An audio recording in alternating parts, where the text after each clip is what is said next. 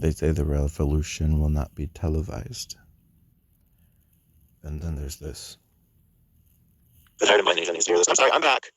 The tired and blind nation and childish immature nation needs to hear this. You don't create greatness for its own sake. That's perverse. That's not how it works. Greatness comes from you. Greatness is not bone spurs. It's actual greatness. Actual being great. Being a great person. Creates fame, creates greatness, creates security. Everybody.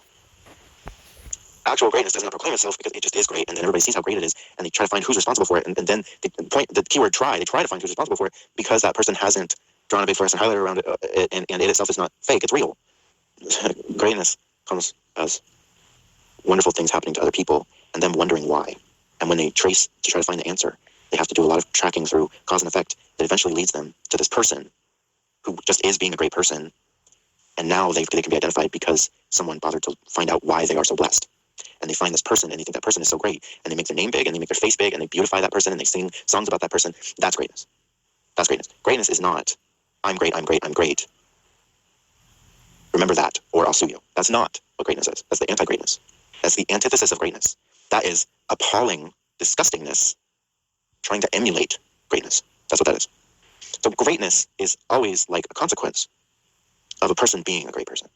And we find it, we sniff it out, and we try to find it, and we quickly locate the person responsible for the good greatness, the wonderful blessings that have come upon us. We wonder why and how and who can we thank, and we find the person and we thank them by saying, you are great, you're beautiful, you're wonderful, you're great, you're good to us, you're amazing, stick around, don't go anywhere, we love you, we'll look out for you. All that stuff comes from, again, greatness. It comes from the person recognizing that they've been blessed and then attributing it themselves to who blessed them. See, that's not what this is.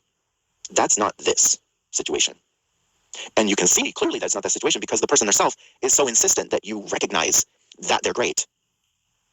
Their insistence is coming because they can sense that you don't recognize it, and you don't recognize it because it's not, you're not affected in a great way by them. And so you're like, well, I'm not affected by you in a way that makes me think that you're great. I'm not. I don't have any spare blessings that I'm wondering where they came from and that I have to find that somehow they came from you. I don't have that. In fact, I think I have less blessings because of you, actually. So if we're looking for greatness, I wouldn't really point any fingers at you.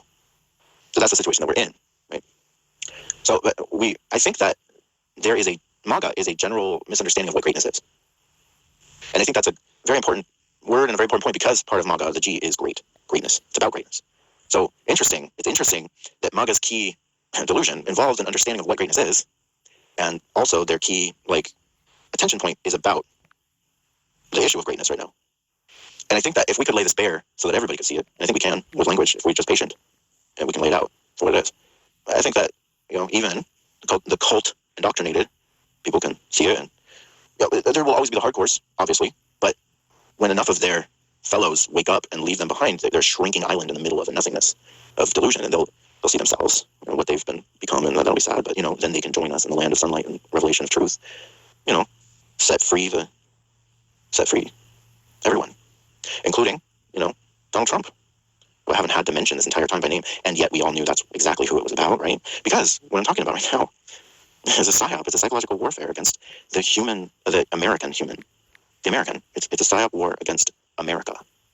And until this little speech of mine, it was laying heavy casualties.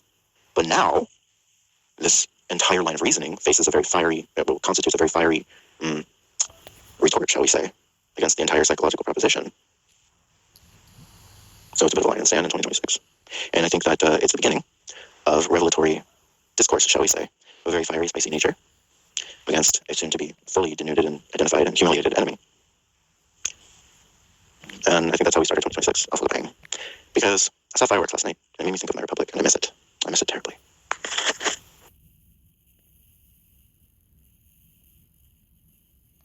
I love you, America. Sweet dreams.